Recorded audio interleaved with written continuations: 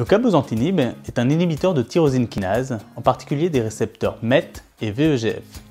C'est un anticancéreux oral qui se présente sous forme de comprimés de 20, 40 ou 60 mg, facilitant l'adaptation de dose.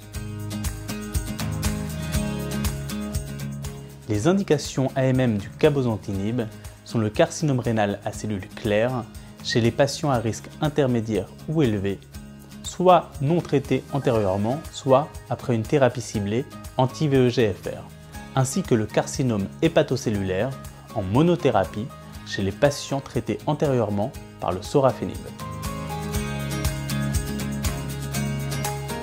Passons à son mode d'administration. La posologie est de 60 mg par jour. Une interruption de traitement est recommandée en cas de toxicité de grade 3 ou supérieur, voire de grade 2. Les réductions de dose sont recommandées en cas d'effets indésirables qui, s'ils persistent, peuvent devenir graves ou intolérables. Dans ce cas, réduire la dose à 40 mg par jour, puis à 20 mg par jour. En cas d'oubli, la prise reste possible si le retard est inférieur à 12 heures. Les comprimés sont à prendre à distance des repas, 1 heure avant ou 2 heures après, à avaler entier avec un verre d'eau, sans être ni écrasé, ni coupé, ni dispersé. Sur les conditions de prescription et délivrance, le cabozantinib est disponible en pharmacie de ville, mais il reste un médicament soumis à prescription hospitalière aux spécialistes en oncologie ou aux médecins compétents en cancérologie. Parlons maintenant des effets indésirables, très différents d'un individu à l'autre et essentiels à maîtriser. Le cabozantinib expose à des effets indésirables hématologiques, anémie, lymphopénie, neutropénie, thrombocytopénie, qu'il conviendra de surveiller avec une NFS régulière.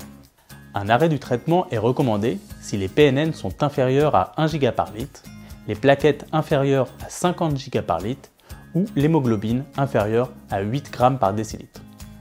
Il existe des effets indésirables d'organes qu'il faudra surveiller par un bilan régulier, thyroïdien, hépatique, pancréatique ou bien rénal. Une hypertension peut apparaître sous cabozantinib. Une mesure quotidienne de la tension après 20 minutes de repos est recommandée. Cette mesure peut être hebdomadaire, puis mensuelle au-delà du premier mois. Une consultation médicale doit être faite si la tension dépasse 10-16 ou bien 9-14 après plusieurs mesures répétées, et en cas d'hypertension symptomatique. La prescription d'un antihypertenseur est possible. Des effets digestifs sont fréquemment observés avec le cabozantinib. En cas de constipation, il faut adopter une alimentation riche en fibres, une hydratation abondante ainsi qu'un exercice physique régulier. Une prescription de traitement laxatif est possible. En cas de diarrhée, il faut privilégier une alimentation pauvre en fibres, éviter les fruits et légumes crus, laitage, café et alcool. L'hydratation doit être abondante et une prescription de traitement antidiarrhéique est possible. L'arrêt de traitement est recommandé si plus de 4 selles par jour apparaissent. En cas de mucite, l'alimentation doit être adaptée en évitant les aliments acides, ceux qui collent aux muqueuses et ceux très salés. Quelques conseils existent en prévention. L'utilisation d'une brosse à dents souple, d'un bain de bouche avec bicarbonate de sodium en évitant ceux avec menthol. En curatif, une prescription de bain de bouche avec bicarbonate et antifongique et de topiques anesthésiants pourra être faite.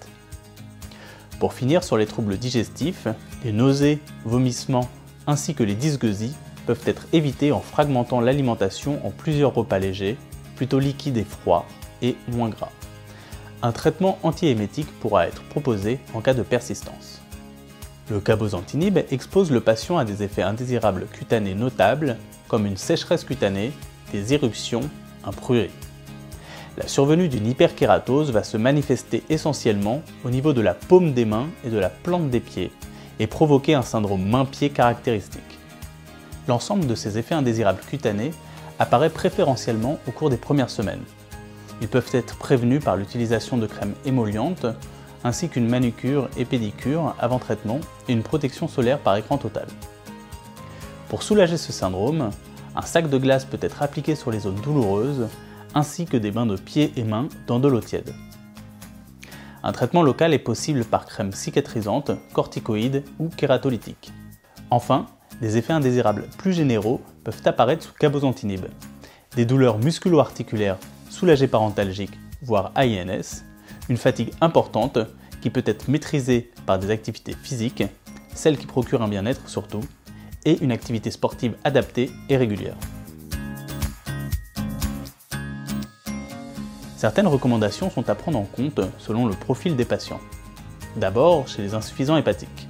La métabolisation du cabozantinib par le foie est importante, avec un cycle entéro-hépatique possible.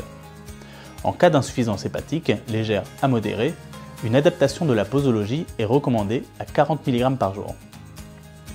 Le cabozantinib n'est pas recommandé en cas d'insuffisance hépatique sévère.